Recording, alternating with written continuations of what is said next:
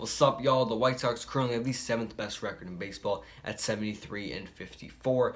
I think this roster is kind of underachieving, if I'm being honest. I picked this team to go to the World Series to win the ALCS. I'm not a White Sox fan. I just got the hat.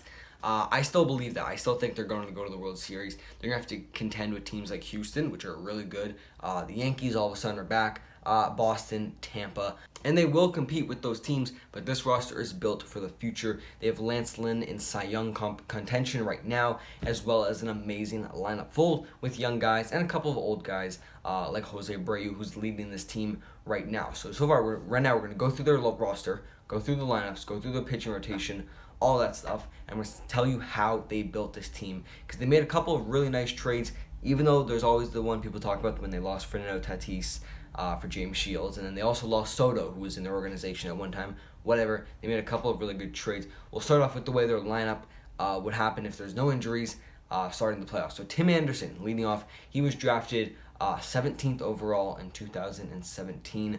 A good pick, because even though it would be like, well, mainly the draft, I don't know how many people really make the MLB. It's like 10% of the people drafted in the first round make the MLB. I would say if there's 30 picks, 10 of those guys make the MLB, and then only a couple of those guys actually become good MLB players like Tim Anderson. Then batting second, Luis Robert. He was the international signing money that they used in 2017. Great pickup. He was a top prospect coming into 2020. He almost won Rookie of the Year, and he's having a really good 2021 since he came back from injury.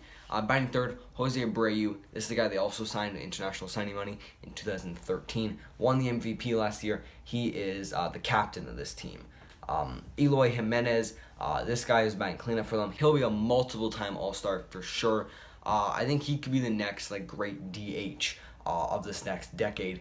He was acquired in a trade for Jose Quintana back in 2016. The Cubs had him. I think it was 2017. The Cubs had him. They needed more pitching because they were in the window. They got Jose Quintana. They sent back Eloy Jimenez, and another pitcher who was on this White Sox roster that we'll get to later. Yohan Moncada. He'd probably bat around 5th for them. He was another trade where the White Sox dealt off their two best pitchers, Quintana and then Chris Sale. So the White Sox got back Yohan Moncada and another player who we'll mention later for Chris Sale. A trade that worked for both teams. Yohan Moncada is doing pretty good for the White Sox for now. The Red Sox won the World Series with Chris Sale. But at that time, they knew they were giving up Yohan Moncada, who I think was one of he might have been the number one prospect in baseball at that time. Not 100% sure. Batting around 7th, you probably got Andrew Vaughn. He was the 3rd overall pick in 2019. Guy that's built for the future. He's still doing pretty good right now. If you bat 8th, well, I mean, I'm not sure about the lineup. Whatever. Cesar Hernandez, they traded for him at the deadline for a minor prospect.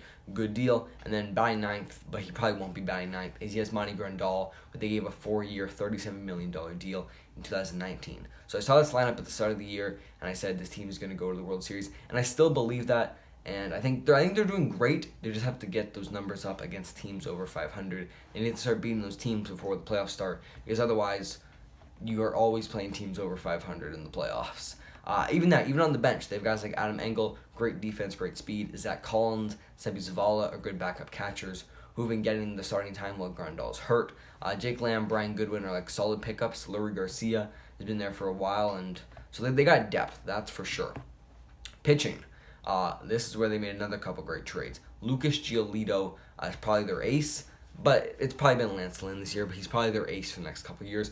They got him when they sent Adam Eaton to the Washington Nationals. Now, I'm sure even though the Nationals won a World Series and Eaton was a part of that, batting 2nd for them, I'm sure they wish they had Giolito, because another couple guys in this White Sox team came back in the Adam Eaton trade. Lance Lynn, they did that for Dane Dunning, 1-for-1 with the Texas and the White Sox. But guess how the White Sox got Dane Dunning? They got him for Adam Eaton in the Washington Nationals trade. So right now they got Giolito and they got Dunn, and they also got Ronaldo Lopez for Adam Eaton. They took down Dane Dunning, turned him into Lance Lynn, who might win the Cy Young this year. Then they got Carlos Rodon. They drafted him 3rd overall in 2014. Did not have a very good career. He was pretty sure was DFA'd in 2020. Came back this year. I thought there was a little bit of sticky stuff why he was doing so good, but even after they banned it, he's still been good, so he truly found it.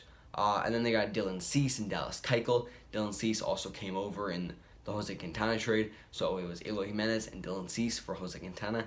Great trade. You had Dallas Keuchel, they gave a 3-year, $55 million deal to in 2019. Not looking great, but is this the last year of it then, technically? This might be his last year on that deal, but just he's not having a great year this year, but he's usable in the playoffs. And then Ronaldo Lopez, who also came over in the Giolito trade.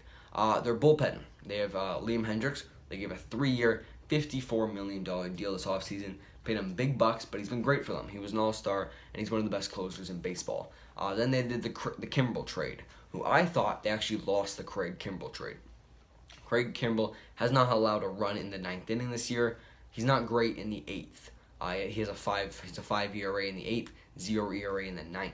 So they have to kind of figure that out. But they gave up Nick Madrigal, top prospect, like huge prospect at second base. Not even a prospect because he's now played a year and a half before he got hurt in the MLB. And they gave up Cody Hoyer, a pretty good young bullpen arm. So it depends if they can get a couple years out of Craig Kimbrel.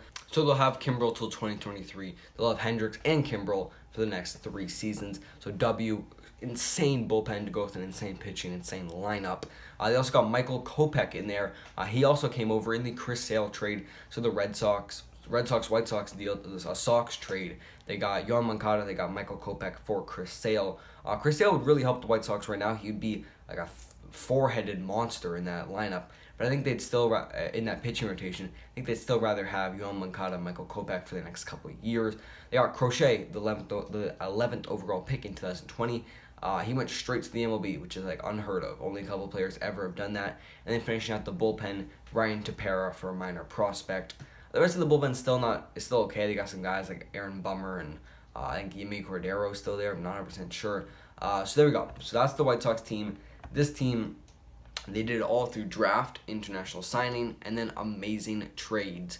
That's kind of how you build a team, and that's kind of how I would compare this team almost to Houston of the past couple years, where they just developed and made great trades to bring guys like Altuve, Correa, Bregman, Tucker, Jordan Alvarez, Framber Valdez, Christian Javier, all those guys.